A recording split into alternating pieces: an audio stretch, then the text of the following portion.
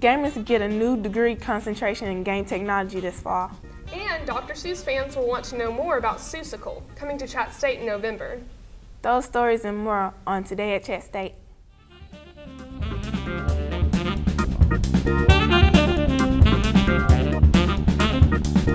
Hi, I'm Keisha. And I'm Julia. How are your classes going? They're going pretty good. I'm attending every day, so I'm managing. That's good. Do you play video games? I most certainly do.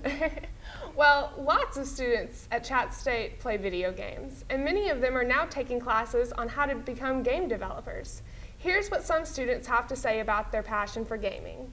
Right now I'm mostly playing co-op games with my friends, such as first-person shooters, MMORPGs. Disgaea, Hour of Darkness, and God of War. And I probably play, depending on what, if I'm working, I don't do any gaming at all, but if I'm not working, I probably play 4 or 5 hours a day. I play a lot of Call of Duty games.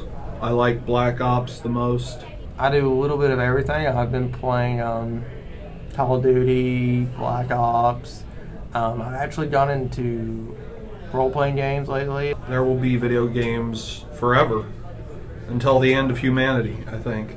My career in gaming appeals to me primarily because it's been one of my favorite things to do since I was old enough to remember doing anything. I'm a writer, I'm an artist, and I've written and created card games. Because it's something I love to do. And yes, a gaming career would appeal to me. However, it's not really something I'd start right now. I made my first game when I was 18, kind of like a Minesweeper thing. Being able to make my own and sort of bring all of these different parts of myself and all these different stories I've written as a kid to life and be able to share them with the rest of the world is a deeply exciting thing to me. It seems like a lot of guys were in that class. Yeah, there is. We should join. Ladies, do you ever notice creepy guys looking at you? A man in New York serves up justice on Peepers with his video camera. Here's more from John Mose. He is the keeper of the Peepers, using his video camera to document what happens on these couple of steps in New York's Union Square. Peeping is the act of staring up girls' skirts. This artist, who calls himself Normal Bob, found the Peepers so outrageous he began recording them. This is Methods of a Peeper 2, and here's a row of peepers here. Stay tuned for Methods of a Peeper 4, where I'll be discussing front row peeping. His mission? Make a joke out of them, expose them, humiliate them. Women who sit on steps in skirts, beware. A peeper pack, where more than 2 or more peepers gather. Now, for legal reasons, we had to blur the faces of all of the Peepers, which is a shame because it hides what gives them away, their eyes. Forget obvious movie techniques like dropping change. Get up.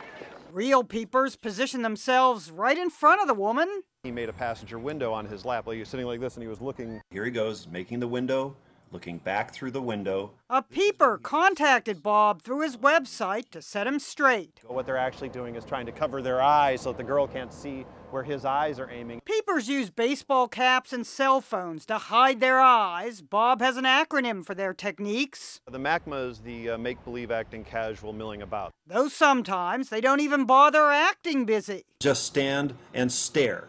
Just no shame to the game. Women tend to either be oblivious or to ignore it. And when we told this actress... It is creepy, but I mean, relax and enjoy. Thank God I have my purse in between my legs. But their audacity is amazing. Sitting directly between them, staring up their skirts. And if peeping isn't bad enough, there's picture peeping. This guy seems to walk around with his video camera rolling, held low. It's illegal to surreptitiously record someone's private parts, but plain old peeping isn't against the law. As for Bob himself... I'm a peeper, and I'm very persistent. In some ways, I relate to the obsession because I'm obsessed with watching them. Ginny Mo, CNN. This is front row peeping at its best. New York. Okay, gross. No more skirts for me. Well, also in New York, gym goers are not only getting a workout, they're doing good for the environment. Matt Hunter reports. The wheels Wheels are in motion at Core of Glens Falls. Since opening its doors in midsummer, the fitness club's membership has skyrocketed, and the atmosphere in its RPM cycling classes seems almost electric.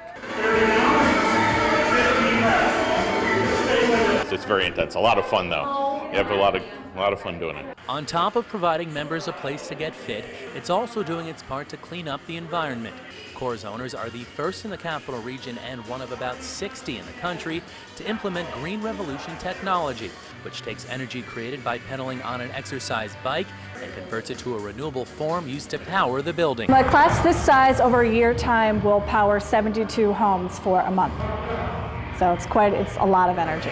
Since we got these generators, about 10 to 15 more people that I've noticed alone coming in to take these classes just to power the environment. The way it works is simple. Pedal faster, create more electricity. You can also increase your bike's output by increasing the resistance. It is very intense. You strive to do better to make more energy by turning up the resistance. So I'm a numbers guy. I pay attention to how much I do. This today was more than I've done before. I do 72.1, so I'm kind of excited about that. The technology is compatible with any type of cardio equipment. Class participants can track how much energy they're creating by themselves or see how much the entire class is producing. It establishes a tangible goal to strive for each night while adding an extra peace of mind. You know, because that type of equipment I'm sure costs a pretty penny, but they're trying to make it a better place while they're trying to help us make us fitter. Did you grow up reading Dr. Seuss? Most of us did. And now there is a musical headed to ChattState to celebrate the author. Here's Jacob Henson. A person's a person, no matter how small. Oh, hello. I didn't realize you were there. I was just enjoying my favorite book, Horton Hears a Who, by Dr. Seuss. Did you know there's a musical based on the tales of Dr. Seuss? Well, there is. Seussical is a show where we're kind of combining all of Dr. Seuss's work into one piece, and it's all imagined by a little girl, JoJo. It's fun, it's lively, it really captures the spirit of the Dr. Seuss stories. We have all the classics, Yertle the Turtle, Horton, The Grinch, The Who's. I play JoJo, an 11-year-old little girl. So I think of all these things with the help of Cat in the Hat, who is kind of my partner in crime, and sometimes my thinks get me in trouble. I play Horton the elephant. Horton is also a thinker, so they kind of have a kinship in, you know, the fact that they're both really big thinkers, really big imaginations, and so they find friendship even across those gigantic size and different world barriers. We rehearse every day, and we're all very, very committed to this process. Seussical The Musical, here at Chattanooga State in the Humanities Auditorium on November 11th, 12th, and 13th. Visit the Chattanooga State homepage for more information. Well, that's it for Today at ChattState. Be sure to check us out each week online and on Comcast Cable 3. Have a great day.